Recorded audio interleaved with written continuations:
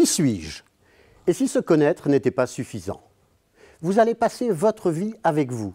Et pour que ce moment soit agréable, se connaître est le minimum. On connaît les défauts de son meilleur ami.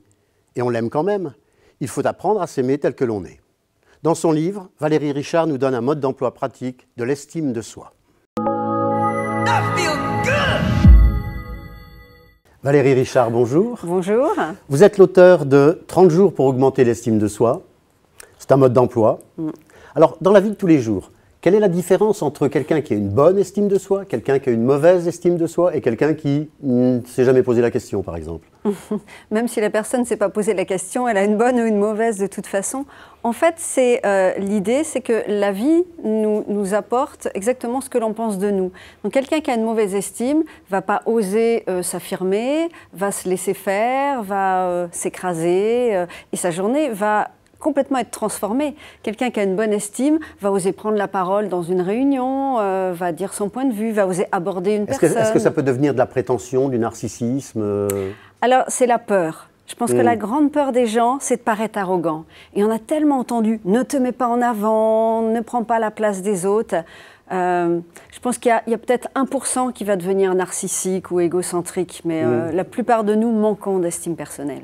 Donc, avec votre livre, en 30 jours, la personne a les bonnes questions, elle a le bon mode d'emploi et elle est censée trouver toute seule les bonnes réponses.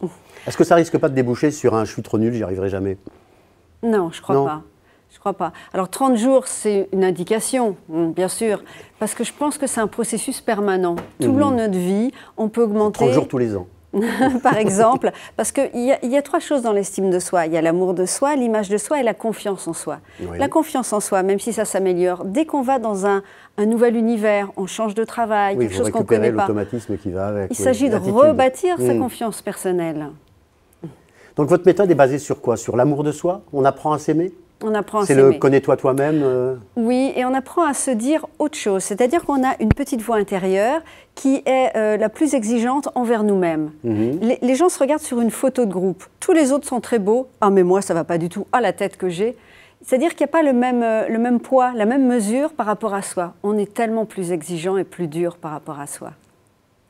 Donc, il faut d'abord commencer par savoir qui on est, aimer la personne qu'on est, et après, on a de la confiance en soi, qui débouche sur l'estime de soi. Écoutez ce que l'on dit à propos de soi. Les gens se trompent et ils disent « Ah, je suis nul ». Ben non, t'es pas nul, tu t'es trompé. Est-ce qu'il faut écouter les autres aussi, ceux qui disent « t'es nul » ? Alors, imaginez que vous fassiez un discours un jour devant un auditoire et qu'il y a 99 personnes qui vous disent « ton discours était génial ». Et il y a une personne, une seule, qui vous dit « là, au 3e paragraphe, tu t'es trompé ». Qu'est-ce que vous allez vous dire en rentrant le soir ? Qu'il y a 99 personnes de contentes? Mais non, la plupart des gens vont tourner en boucle. Oh là là, j'ai fait une erreur, comment ça s'est passé? C'est-à-dire qu'on pondère différemment les critiques et les félicitations. Quand j'avais une estime personnelle qui était basse, quand on me félicitait, je ne l'entendais même pas. Ah bon? Et c'est pour ça que je recommande d'abord de noter dans un cahier tout ce qu'on nous dit de positif pour prendre l'habitude d'y faire attention. Donc c'est l'image de soi que nous renvoient les autres en fait. C'est-à-dire qu'elle correspond, si on ne s'aime pas, on va écouter que les critiques.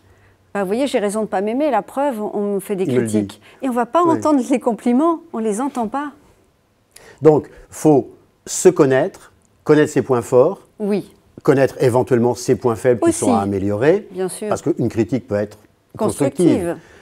Et à partir de ça, changer, mettre en place des stratégies de façon à se remettre en mode positif, j'ai confiance en moi, je sais que je peux y arriver, donc. Exactement, se dire des affirmations positives comme ça. Donc c'est basé sur quoi la méthode justement? Se le dire, se dans regarder dans le miroir, par exemple, changer de vêtements? Je fais un exercice où on va se mettre dans un miroir, mais peu de gens arrivent à se regarder et arrivent à se dire quelque chose de positif. De se dire je suis quelqu'un de bien, alors si c'est je m'aime, alors là c'est trop. C'est très peu de gens qui arrivent à se dire. Très peu de gens arrivent à dire ça. Mais déjà accepter son image physique. La plupart des gens vont dire « Ah non, mais regarde mon nez, regarde mes cheveux. » On va prendre un cas extrême, quelqu'un qui n'est pas beau. Il peut y arriver à avoir de l'estime de soi? Est-ce que c'est que physique? C'est d'abord physique. C'est d'abord physique. Donc quelqu'un qui n'est pas beau, vous lui conseillez du relooking ou de la chirurgie esthétique? Non, mais par exemple, je dis regardez vos yeux. Tous les yeux sont beaux. Et on ne peut pas dire t'es pas beau d'une manière générale. Il y a des choses qu'on aime dans son corps, des choses qu'on aime moins, quand même. Oui, bien sûr. Mais beaucoup de gens, beaucoup de femmes aussi, mais aujourd'hui des hommes, veulent correspondre aux modèles des magazines qui sont des photos retouchées. Donc c'est inatteignable. Donc c'est déjà une bonne raison de ne pas s'aimer. Est-ce qu'il y a l'aspect physique, l'aspect intellectuel, la compétence qu'est-ce qui joue? Alors en France, c'est énormément l'aspect physique, d'abord. Mais on est le pays de la mode, avec Oui, l'Italie. Voilà. Mais on peut changer sa façon de s'habiller, effectivement. Ça, c'est facile. Oui. Donc un relooking serait une bonne base de départ. C'est facile, mais peu de personnes le font en même temps. Donc à partir du moment où ils ont acheté votre livre, ils vont avoir toutes ces informations. Êtes-vous bien habillé? Est-ce que vous avez une garde-robe qui correspond à l'image que vous voulez donner? Je conseille de faire la paix avec son image physique. C'est-à-dire, on ne peut pas se plaindre toute sa vie de la couleur de ses cheveux ou de son nez. Il y a un moment, c'est accepter ça. Et regarder ce qui est beau, ce qui nous plaît. Oui, savoir si on peut le changer ou vivre avec. Être bien dans sa peau, peu importe. Il y a des personnes qui ne sont pas belles aux critères en vigueur, mais quand elles entrent dans une pièce, tout le monde les regarde. Tous les gens qui réussissent, il y en a 9/10 sont laids. Enfin, presque laids, presque. Voilà. Bon, pour finir, je vous disais que 6 minutes, c'était court. Qu'est-ce que vous donneriez comme conseil aux téléspectateurs? De commencer par ça? Oui, de se voir autrement, de changer l'image qu'on a de soi et de se dire des phrases positives et effectivement de noter toutes nos compétences, toutes nos qualités, de les demander à nos amis. Qu'est-ce que vous appréciez chez moi? Et enfin de l'entendre et de prendre un cahier et de l'écrire.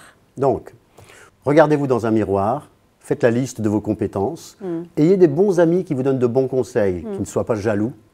Et voilà, allez acheter le livre de Valérie Richard et on se retrouve demain. Bonne fin de journée.